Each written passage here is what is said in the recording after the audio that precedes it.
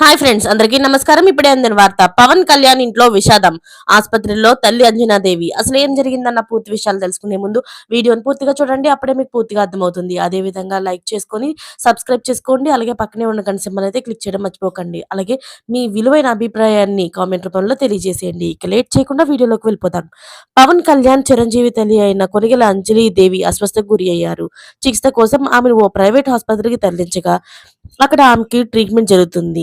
దీనికి సంబంధించిన వివరాలు మరిన్ని తెలియాల్సి ఉంది. ఇక ప్రస్తుతం ఢిల్లీ పర్యటనలో ఉన్న AP deputy CM Pawan Kalyan ఈ రోజు హైదరాబాద్కు రానున్నారు. కాగా అంజలీదేవికి 5గురు సంతానం. చిరంజీవి, నాగబాబు, పవన్ కళ్యాణ్తో పాటుగా 2 కూతుళ్లున్నారు. ఇదిలా ఉంటే ఇటీవల చిరంజీవి అమ్మ అయిన అంజనాదేవి పుట్టినరోజు వేడుకలను ఘనంగా నిర్వహించారు. కుటుంబ సభ్యుల సమక్షంలో వేడుకలను జరిపారు. ఇందుకు సంబంధించిన వీడియో చిరంజీవి స్వయంగా తన సోషల్ మీడియాలో వేదికగా షేర్ చేసుకున్నారు. అమ్మకు విషెస్ అయితే తెలియజేశారు. రామ్ చరణ్, ఉపాసన కూడా తమ నానమ్మ బర్త్డేని వేడుకల్లో సందడి చేశారు. అయితే ఇప్పుడు పవన్ కళ్యాణ్ అమ్మగారి పరిస్థితి అయితే బానే ఉందని హాస్పిటల్ నుంచి కూడా డిశ్చార్జ్ చేసినట్టు తెలుస్తుంది.